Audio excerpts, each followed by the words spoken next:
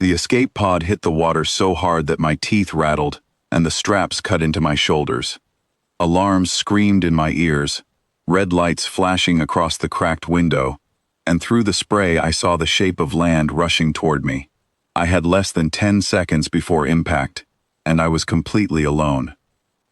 My name is Owen Bailey, and 3 minutes earlier, I was a cadet on a survey ship called the Halcyon, watching the stars through a viewport. Then the hull alarm went off. The ship shook, and an officer named Grace pushed me into the last working pod before the whole vessel broke apart above a planet no one was supposed to land on. The planet's official file called it a no-return zone. 40 ships had gone missing near its orbit, and every drone sent below had stopped transmitting within hours. I did not choose this place. It chose me.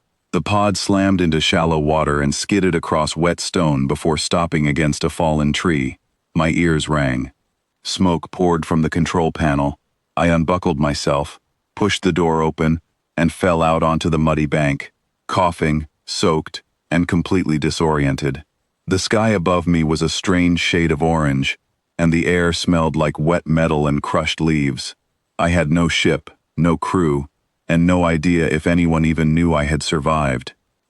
I did not have time to think about that, because something enormous rose out of the river behind me. Water poured off its back as it lifted its head, and I saw rows of teeth longer than my fingers, eyes the size of dinner plates, and a body built like an armored transport vehicle. My chest went tight. Every instinct told me to run, but my legs would not move. The creature stared at me, water dripping from its jaw, and for a long moment, neither of us moved at all. Then, without warning, it turned away and vanished beneath the surface, leaving only ripples behind. I stood there gasping, waiting for it to come back and finish what it started, but the river went still. My hands were shaking so badly, I could barely grip the edge of the broken pod.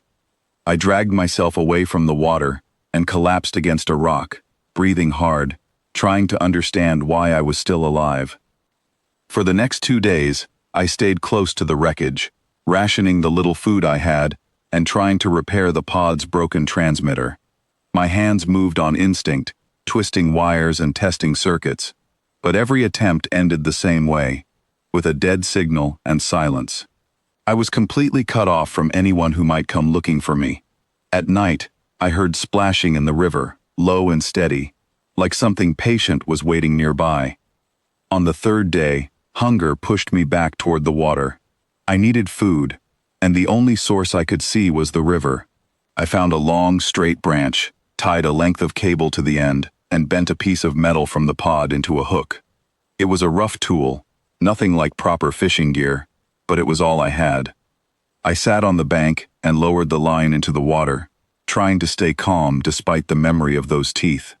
Within minutes, the surface stirred nearby, and the same massive creature rose again, closer this time. My whole body tensed, ready to bolt, but instead of coming toward me, it moved past me, diving beneath the current, towards something else entirely. Moments later, it surfaced with a long, eel-like creature thrashing in its jaws. That was when I understood. The giant was not hunting me. It was hunting the eels that lived in the same water, and I had simply been standing too close to its usual hunting ground the first time we met. Every survey team that had disappeared here had probably made the same mistake, wandering into this creature's territory without realizing what it actually wanted. I stayed still and quiet after that, letting the creature do what it always did, and slowly, over the following days, something strange began to happen. It stopped avoiding me. It started circling closer, watching me fish, sometimes bringing pieces of its catch to the shallow water near where I sat, almost as if it were sharing. I started calling it Finn, mostly because giving it a name made the whole situation feel less impossible. Finn was easily 20 feet long, covered in thick plaited skin, with a tail strong enough to snap a tree in half, yet it never once turned that strength toward me. It watched me the way a large dog might watch a smaller animal it had decided to protect rather than hunt. By the end of the first week, I had built a small shelter from pieces of the wrecked pod, gathered enough food to last several more days, and repaired just enough of the transmitter to send short bursts of data, though I had no way of knowing if anyone received them. I decided that if this signal was truly my only connection to the outside world, I would use it for more than distress calls. I would record what was actually happening here, so that if anyone ever found this footage, they would understand the truth about this planet. I set up the pod's small camera on a flat rock and began recording, describing the river, the strange orange sky, and Finn resting nearby in the shallows. I explained how the previous missions had likely misread the danger here, mistaking a territorial hunter for a mindless killer. I showed the technique I had learned, casting my line, waiting for Finn to chase the real prey through the water, then collecting whatever came close enough for me to reach. It became a strange kind of partnership, one hunter and one castaway, sharing the same river without conflict. Days turned into a rhythm. Each morning I checked the transmitter, sent another short recording, and spent the rest of my time fishing, repairing my shelter, and exploring the nearby land for anything useful. Finn began following me along the riverbank, keeping pace with my footsteps from the water, occasionally lifting his head when I spoke, as though listening. I stopped being afraid of him entirely. I started depending on him almost as much as he seemed to depend on the routine we had built together. One afternoon, while wading into a shallow bend of the river, I stepped into a hidden hole and lost my footing. The current pulled me under before I could react, dragging me toward a section of rapids further downstream. Panic flooded through me as the water spun me around, my lungs burning, rocks scraping against my arms. Just as the current pulled me toward a jagged outcrop, something solid pushed against my side, lifting me toward the surface. Finn had come between me and the rocks, using his massive body to block the current and guide me toward calmer water. I broke the surface gasping, gripping onto his rough hide until my feet found solid ground again. I lay on the bank afterward, shaking, staring at the creature everyone back home believed had killed every single person who ever set foot on this planet. Instead, it had just saved my life. That evening, I recorded another message, my voice still unsteady from the accident. I explained what had happened, how Finn had reacted the moment I was in danger, and how wrong everyone had been about this so-called no-return world. I said that fear had written the story of this planet long before anyone had actually tried to understand it, and that understanding, not weapons, was the only reason I was still alive. Nearly 3 weeks after the crash, a faint hum echoed through the sky, growing louder until a search vessel broke through the clouds above the river. My heart pounded as the ship descended, its landing lights sweeping across the water.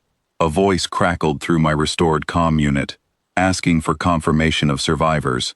I answered immediately, my voice cracking with relief, confirming that I was alive and requesting assistance. As the ship's crew descended toward the riverbank, I saw the alarm on their faces the moment Finn rose from the water behind me, water streaming off his massive frame. Weapons were raised instantly, someone shouting a warning, but I stepped between them and the water, both hands raised, asking them to hold their position. I explained quickly, urgently, that this creature had not attacked me once in 3 weeks, that he had guided me from the exact rapids where earlier missions had likely lost their own crews, and that everything they had been told about this planet was based on a misunderstanding, not fact. The crew hesitated, weapons still raised, uncertain whether to trust a cadet who had spent weeks alone with the very creature responsible for so many disappearances. I turned back toward the water and called Finn's name softly. He lowered his head, drifting closer without any aggression, resting calmly near the shallow edge, as though sensing the tension around him.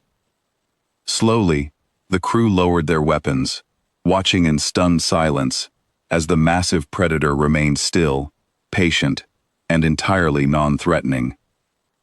Before boarding the rescue ship, I gathered every recording I had made, all the footage documenting Finn's behavior, our routine, and the moment he had saved my life. I handed the data core to the ship's officer, explaining that this was more than a survival log. It was proof that fear and assumption had cost lives that careful observation could have saved. As the ship lifted off, I watched through the viewport as Finn surfaced one final time, his massive shape outlined against the orange horizon. Watching the ship rise into the sky, I felt an unexpected pull in my chest, a strange gratitude for a creature everyone else had only ever seen as a monster. Weeks later, back among the fleet, my recordings were reviewed by command, sparking heated discussions about revising the planet's warning status. My name, once marked among the missing, was restored to active service, and the footage I had gathered became required viewing for future survey teams heading toward unknown worlds.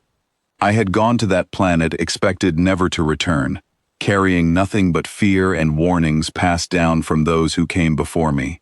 Instead, I came back with a very different story, one built on patience, understanding, and an unlikely friendship formed in the most unexpected place imaginable.